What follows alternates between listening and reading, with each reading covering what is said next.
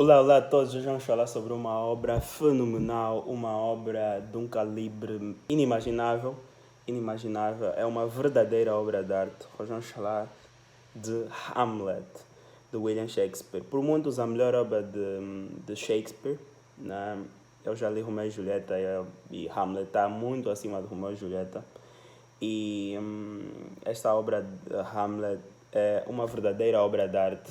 O que nós podemos chamar como obra de arte, né? Usar os adjetivos certos para as obras certas. Então, uma verdadeira obra de arte é Hamlet. É realmente uma obra de arte. Eu, depois de ler esse livro, me pus a refletir sobre muita coisa.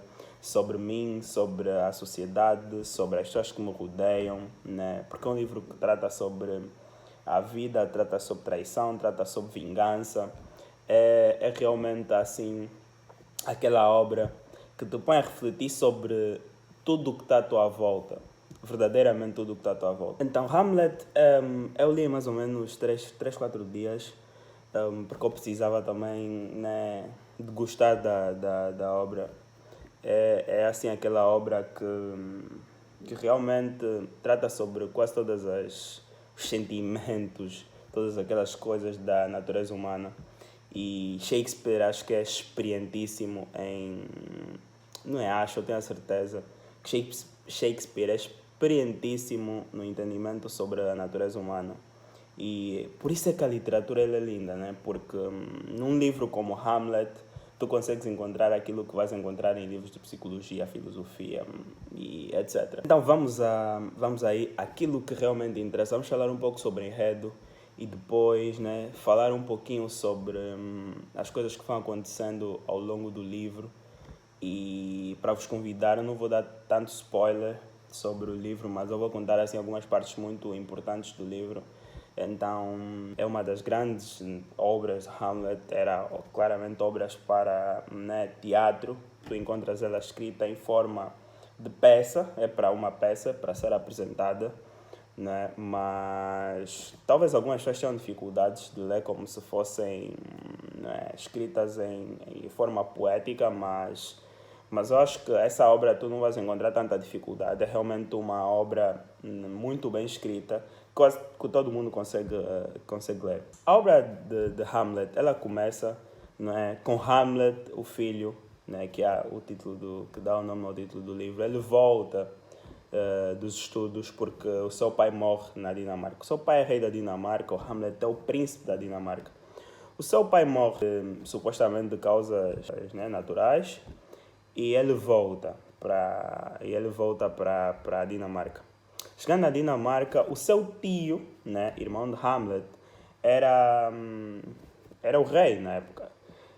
Ficou rei depois da morte do pai. Só que ele encontra também já a sua mãe, casa-se com seu tio, né? E isso já meio que ele já veio conturbado com essa situação. Né? Os amigos de Hamlet, concretamente Horácio, não é, encontra-se com um fantasma. E esse fantasma, adivinham, era pai de Hamlet, né? O fantasma aparece junto a eles, né? Junto a Horácio. Na verdade, o pai de Hamlet, não é? Aparece numa zona em que os guardas estavam, em que amigos do Hamlet, principalmente Horácio, estava lá e apresenta-se. E eles perguntam, quem é que está aí, quem é que está aí? E na verdade era um fantasma, esse fantasma era o pai de Hamlet. Só que o fantasma não diz nada, simplesmente aparece. Mas aparecia assim parecia que estava, né, triste ou decepcionado com alguma coisa. Horácio sente a necessidade e vai contar até Hamlet. Ele diz, olha Hamlet, eu vi o teu pai. O rei apareceu, ele apareceu. Então Hamlet sente a necessidade e vai até o sítio em que o pai de Hamlet apareceu na noite anterior. Chegando lá, Hamlet encontra-se com esse fantasma, só que o fantasma dessa vez fala com ele, fala com Hamlet. O Hamlet pai fala com seu filho Hamlet e diz que, olha, eu não morri de causas naturais e eu fui morto. E eu fui morto por aquele que é meu irmão, teu tio. Então estávamos diante de uma situação completamente complicada. Rei da Dinamarca, né, o tio de Hamlet, mata o pai, que era o antigo rei, né, para ficar com o trono, e ainda casa-se com a sua mãe. E isso aqui deixa Hamlet completamente, digamos, completamente fora de si. Hamlet completamente fora de si.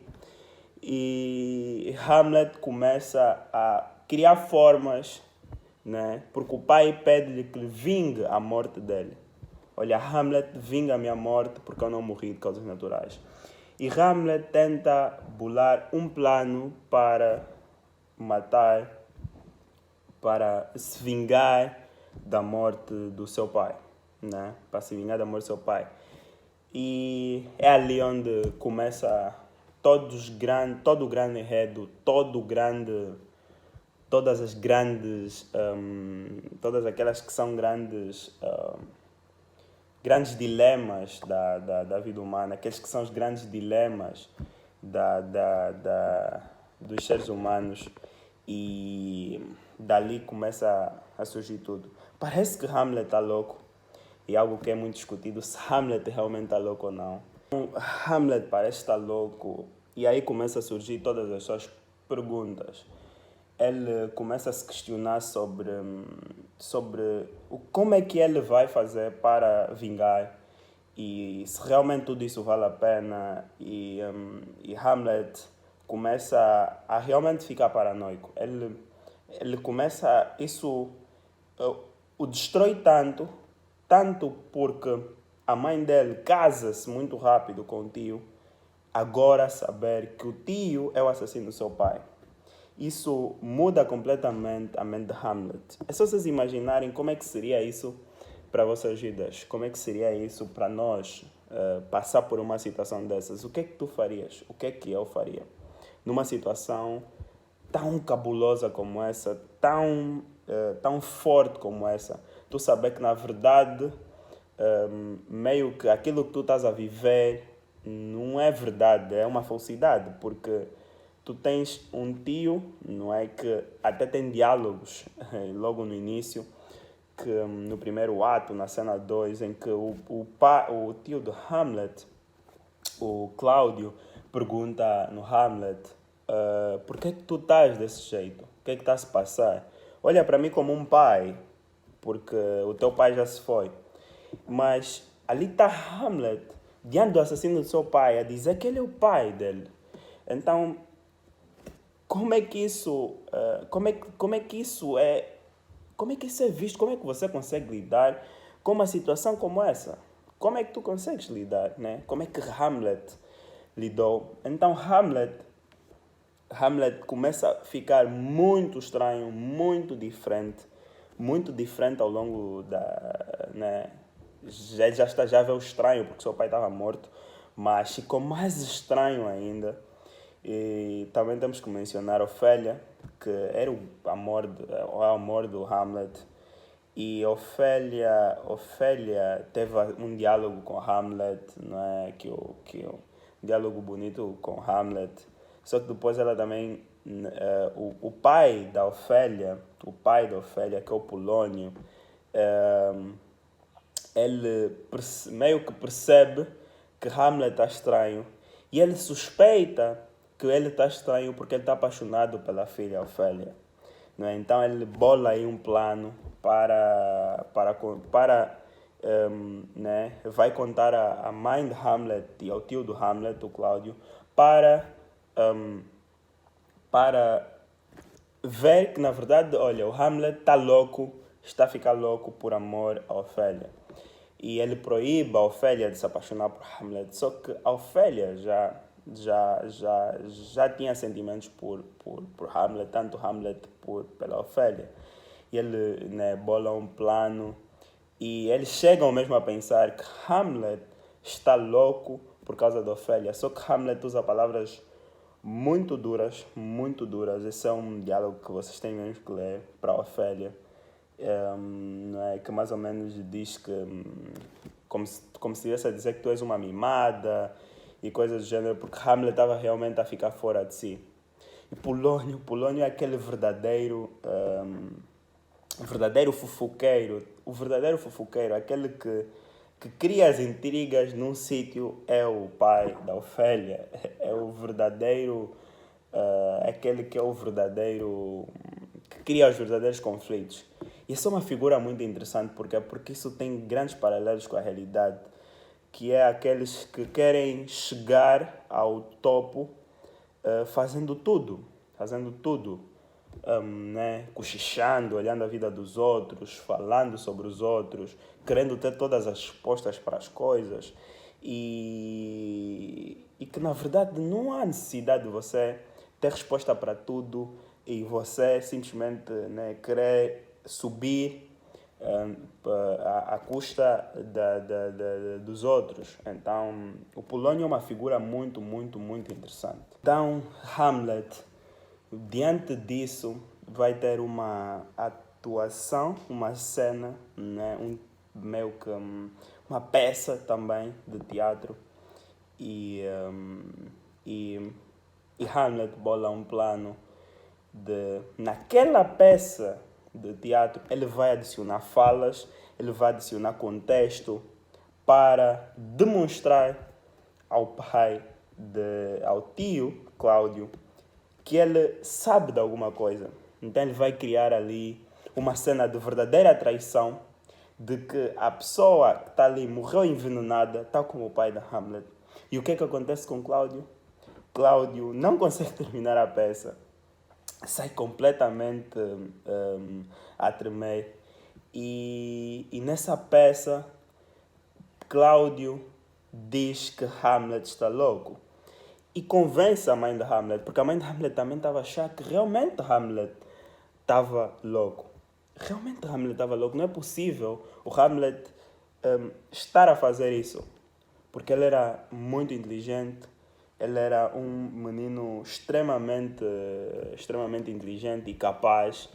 E fazendo isso, estava a dar a entender que Hamlet estava louco. Procedendo um pouco, é justamente nesse diálogo, nessa narrativa, nessa coisa toda que estava a acontecer, que surgem os verdadeiros questionamentos de Hamlet, não é? Os verdadeiros questionamentos de Hamlet. Tudo aquilo Hamlet estava a se perguntar se realmente a vingança valia a pena, se ele devesse agir para corrigir aquilo que foi a morte do seu pai. Hamlet começa a se perguntar se, não é, se realmente tudo o que está à sua volta na verdade não é uma mentira. Hamlet realmente questiona-se se tudo o que está à volta dele não é realmente uma mentira. E é ali onde surgem diálogos muito, muito profundos, onde surgem conversas verdadeiramente dignas de obra de arte, uma verdadeira obra de arte. Nesse É Duro com Ofélia, tem aqui uma citação belíssima que Hamlet diz a Ofélia: já ouvi falar também, e muito, de como você se pinta. Deus te deu uma cara e você faz outra. E você ondula, você maneia, você cícia, põe volúpia. E é como dizer que a Ofélia meio que está a criar não é? Ela até usa no sentido mesmo de se pintar, de que Deus deu-lhe, né? Deus deu-lhe aquele rosto e ela devia aceitar como é, sem usar máscaras. Mas também tem um sentido acima disso, que é as máscaras que nós usamos como humanos mesmo. Nós somos pessoas diferentes para nós e completamente diferentes para o mundo. Porque nós precisamos continuamente mascararmos quem nós somos. E não é mentira nenhuma e nem deve ser aceitarmos que o nosso dia a dia é feito de máscaras, porque muitas vezes precisamos cumprir com determinadas coisas que a vida mesmo exige, não é? Também acho que mais uma muito bela de Hamlet a se questionar nos momentos de grande confusão interna. Ele diz: "Oh, coração, não se esqueça a tua natureza. Não deixa que a alma de Nero entre neste peito humano. Que eu seja cruel, mas não desnaturado. Minhas palavras serão punhais lançados sobre elas, mas meu punhal não sairá do coldre. Que neste momento minha alma e minha língua sejam hipócritas. Por mais que as minhas palavras transbordam em desacatos, não permita, meu coração, que eu as transforme em atos." Olha, é impressionante. É uma passagem belíssima. Primeiro, ele fala sobre que ele não deseja, né, que ele se torne cruel. Quem sabe sobre a história do Império Romano conhece Nero, sabe quem foi Nero, né? Nero foi completamente louco. Aconselho a pesquisarem quem foi Nero. E ele fala que não quer se tornar aquilo que Nero foi. E que aquilo que ele sente, aquilo que ele tem no seu coração, não se transforma em atos. Porque o ódio, o sentimento de vingança, a necessidade de romper, de quebrar, de destruir, não se transforma em realidade. E Hamlet, pensar isso é, é impressionante porque muitas vezes temos dilemas morais. Muitos dilemas morais. Claro que não temos no nosso dia a dia os dilemas de Hamlet, de alguém que matou teu pai, mas temos vários dilemas morais. Fazer o que é certo ou não. Né? Trair a tua esposa ou não. Trair a tua namorada ou não. Coisas que muitas vezes nós temos o sentimento de fazer algo errado, mas que conversemos connosco mesmo para que não façamos essa coisa errada. E é para ver como numa passagem Hamlet consegue descrever inúmeros sentimentos humanos, inúmeros dilemas humanos, sejam eles morais, sejam eles até carnais. São coisas que só gênios são capazes de fazer isso. E Shakespeare é um gênio. Só gênios são realmente capazes de fazer isso. Vemos que Hamlet é mandado para a Inglaterra. Só que Hamlet não chega até a Inglaterra. Hamlet volta. E olha, tem uma cena muito impressionante, que até a capa do livro muitas vezes é uma caveira. Que Hamlet chega no momento, não é, em que Ofélia morre. Na verdade, Ofélia tem uma morte assim bela. Não parece morte, não é? Não parece morte. Olha, tem que ler, não vou falar sobre essa parte, senão estragaria um pouco. Mas Ofélia morre, não é? Ofélia morre. E Hamlet chega, e ele chega ao cemitério e encontra, não é, alguém a tirar, não é, cabeças. E ele tem uma conversa incrível com o coveiro. Incrível mesmo, incrível com o coveiro, que põe mais ou menos a dizer no Hamlet que, olha, tu estás a olhar para esse esqueleto que está aqui, esse cérebro que está aqui. Será você daqui a algum tempo? Será eu daqui a algum tempo? Será todos nós daqui a algum tempo? Por mais que tu sejas o poderoso, o príncipe da Dinamarca, tu também estarás aqui. Amanhã alguém vai fazer o mesmo contigo que eu estou a fazer a esse corpo que está aqui. E isso aqui é como te trazer para a realidade. Olha, dizer, olha, tu podes se imaginar o super-homem, tu podes imaginar o campeão, o grande, mas o teu caminho é esse. Esse é o teu caminho. Feliz ou infelizmente é o teu caminho. Então uma coisa muito linda, muito bonita, muito engraçada também, que é uma conversa entre os coveiros, que ele pergunta no outro, né? O segundo coveiro diz: quem constrói mais forte do que o pedreiro, o engenheiro ou o carpinteiro? Ele pergunta ao outro amigo dele, né? O amigo diz que diabo, não sei. O que fez a pergunta responde: não maltrata mais teu cérebro, pois um burro não fica esperto com pancada. Quando te fizeram essa pergunta uma outra vez, responda logo, o coveiro. As casas que eles constroem duram até o juízo final. Então, é dizer, olha, você pode ter manso. Quer dizer, o carpinteiro, o pedreiro, tem construções que têm tempo, tem fim. Enquanto que o coveiro constrói algo que só terá fim com o juízo final. Não é? E Hamlet também tem muita coisa cristã dentro dessa peça belíssima. Hamlet, não é?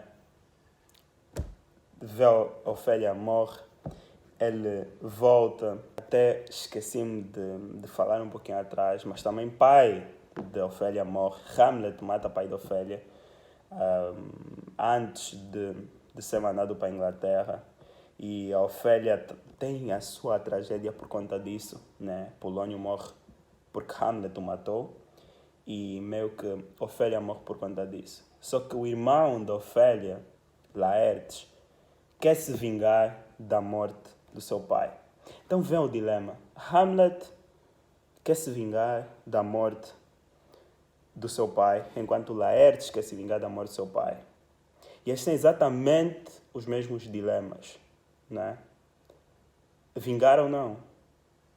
E Laertes, fomentado por Cláudio para matar Hamlet, é proposto um combate. Só que nesse combate são usados coisas, não é? Para que Hamlet seja realmente morto. Só que eu não vou contar como é que aconteceu. Só que ao fim de tudo, a tragédia realmente acontece. A tragédia realmente acontece. Também não vou dizer, né, o que é que propriamente aconteceu, mas porque senão estraga um pouquinho a experiência. Algo espetacular. Algo espetacular. Que no fundo, nenhum deles alcançou aquilo que pretendia, verdadeiramente alcançou aquilo que pretendia, como pretendia. Assim as coisas que o mundo, da forma que o mundo é, as coisas não acontecem como muitas vezes nós desejamos. Então, não falando mais do enredo, porque acaba por tirar um pouco a experiência. Mas nesse livro tem muita filosofia, muitos questionamentos sobre a vida. E até tem uma passagem que Hamlet diz, não é? Num dos diálogos, que a vingança não traz os benefícios, apenas corrompe a alma, né? E aquela famosa frase, ser ou não ser, eis a questão. E isso é um questionamento profundo, porque Hamlet está diante de um dilema. Ser ou não ser é realmente um dilema moral complicadíssimo para Hamlet. E, olha, meio que em forma de término, dizer que a profundidade que é encontrada neste livro é muito pouco encontrada em outros livros. Precisa ser lido e relido, e precisa ser pensado sobre as questões que Hamlet traz nesse livro. Vingança, justiça, os dilemas morais. Será que vale a pena corromper a nossa alma para destruir algo que destruiu nós há algum tempo? Será que vale a pena olharmos para nós como super-heróis, querendo alcançar tudo, querendo, não é? Indo acima de todos até matar, destruir, para que seja alcançado aquilo que nós desejamos? Será que vale a pena? São assim alguns questionamentos. Será que vale a pena realmente continuar a fazermos as coisas que não nos fazem bem porque desejamos alcançar X ou Y? E realmente, ser ou não ser é uma das grandes perguntas que todos nós devemos nos fazer. E para fechar, tem assim um questionamento que tem uma frase que Hamlet faz a Horácio. E Hamlet diz: pois é, não achas que é meu dever agora, com esse que matou o meu rei e prostituiu minha mãe, que se interpôs entre a eleição ao trono e as minhas esperanças, que lançou a anzol da infâmia para pescar minha própria vida, não é meu dever de consciência abatê-lo com as minhas próprias armas? E não seria criminoso deixar que essa apóstola natureza continuasse a disseminar sua virulência? Os dilemas. Os dilemas. Vingar ou não vingar? Disse que era a última, mas tem uma última. Para fechar mesmo, Hamlet diz: se ninguém é dono de nada do que deixa, que importa a hora de deixá-lo? Esse é um questionamento. Se ninguém é dono do que vai deixar, ninguém é dono verdadeiramente de nada, que importa a hora de deixar? Questionamento sobre a morte. Tem Sonho de um Homem Ridículo de Dostoiévski, aborda também essa questão. Se vamos morrer, o que importa como? Então, alguns questionamentos para serem pensados. Muito obrigado por chegar até aqui no vídeo. Espero que esse vídeo seja bom para vocês. Espero que não tenha fugido tanto, né? Porque o objetivo era trazer também um pouco da reflexão sobre a leitura que eu tive